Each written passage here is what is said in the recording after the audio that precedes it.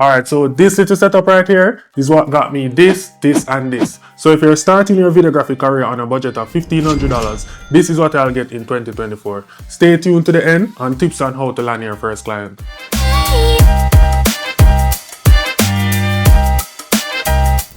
Cameras wasn't this affordable back in my day. My first camera was a Canon T3i. That was a DSLR camera, and then I upgraded to the Canon 60D. And then after a while, I upgraded to this that you see here, which is a Sony A6400. And this is the camera that I suggest you get in 2024 over the Sony ZV-E10, and I'll tell you why in a bit. The Sony A6400 is a great little camera. Forget about the 10-bit hype. I've been shooting 8-bit for years. Once you master using your camera, your editing software, you can't really tell the footage was shot on an 8-bit camera. The A6400 doesn't have a flip-out screen like the nowadays camera, but it do have a swivel-up screen that goes above the viewfinder so you could see yourself when recording for reference or when you're vlogging. The A6400 is still up to today's standard, shoots up to 4K 30, 1080p 120 for those slow motion shots. The autofocus is pretty snappy, so no complaint from me. Good low light, and it's only $750. So paired with the right lens, this is a killer combo. So now let's talk about the lens. So for this camera, I will get the Sony 30mm f1.4. Why a prime lens and not a zoom lens? As I said before, I've been doing this for years. Own prime lens for a majority of my career, and this lens gives a cleaner and sharper image, and it's great in low light.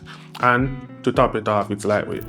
So why I say the Sigma 30mm 1.4 and not the 16mm or the 50mm? So this lens is perfect for all occasions. It's not too close, it's not too wide, and the quality coming out of this thing can rival the big boy lenses at a high price tag. And this only costs $340, right? So if you're shooting interview talking heads, even if the room is small, you could get away with it. Because normally interview talking heads are like from bus up, but yeah, so this is the lens that I'll get with this camera. Or if you don't want the prime lens, but the reason why I say the 30mm f1.4, because if you have any night events to shoot or you don't have enough light, because we'll get to that in a bit, this lens is perfect because the aperture on this lens is f1.4, so that lets in a lot of light.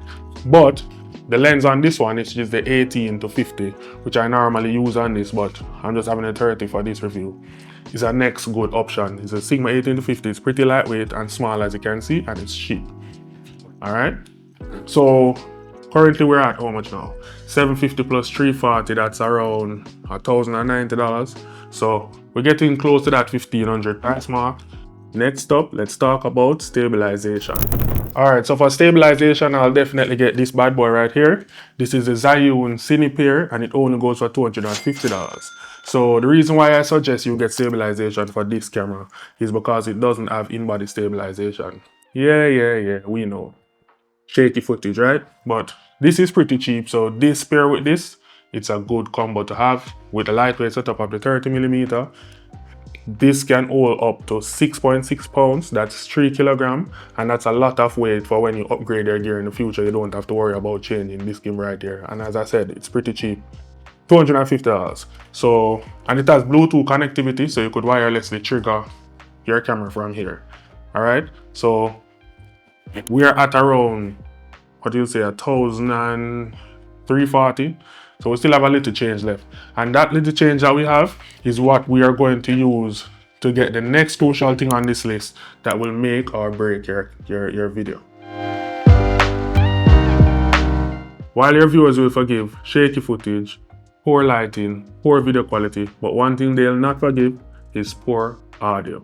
So the next up on the list is the Hollyland Lark M2. This little mic here goes for only $125. I use this mic every day. I use it to do all these YouTube videos that you're watching right now. I use it on events. I use it for talking heads.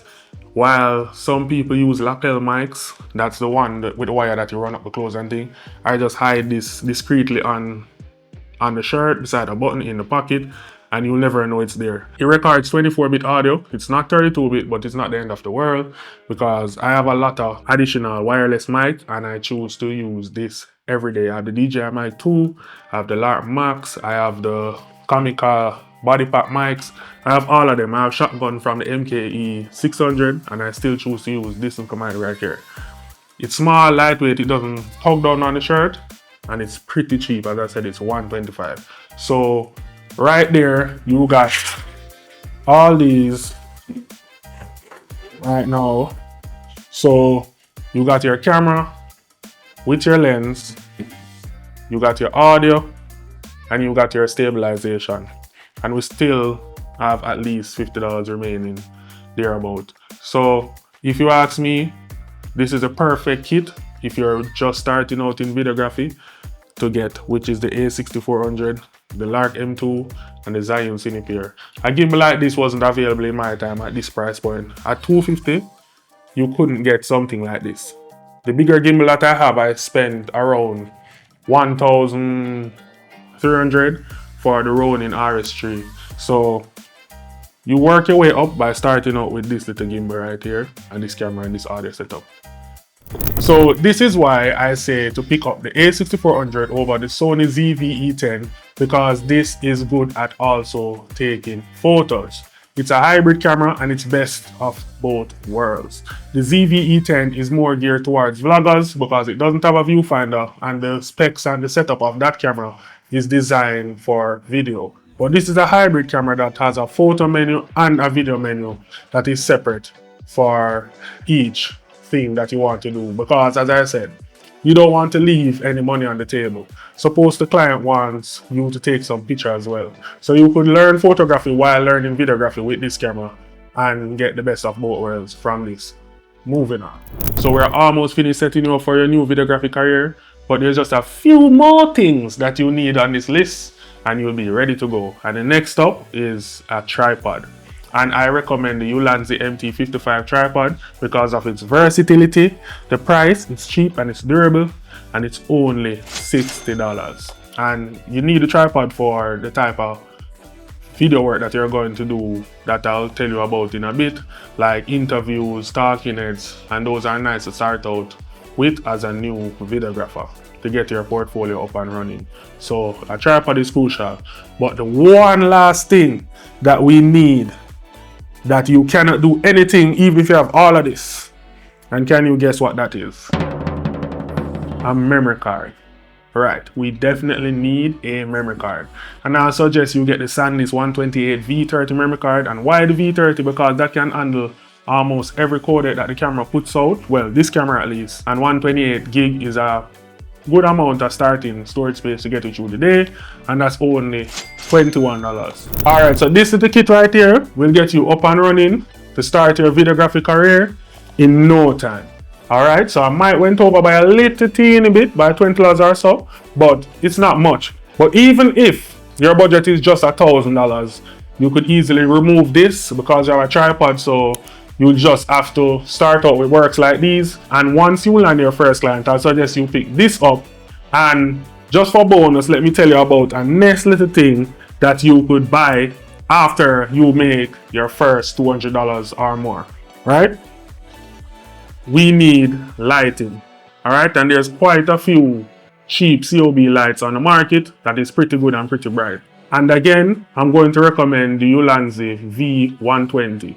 They're not paying me to say any of this, but they do make quality stuff for cheap prices. So I'll definitely get that and a newer softbox around $40. So in all, you spend around $150 on that lighting kit, because you will definitely need them for your interviews and your talking heads. So now, how to land your first videography client.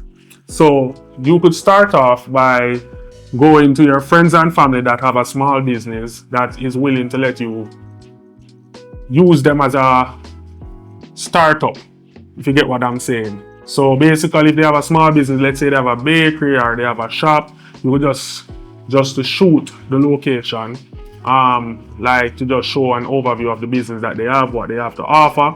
And as I said, with the mic and stuff, you could just set them up in a space where you have natural light, because you won't have any lighting right now. So you just set them up in a space where you have natural light, set the camera on a tripod, shoot, let they talk and introduce themselves, tell you about the business, while you're overlaying B-rolls over that, and you use that to add to your portfolio.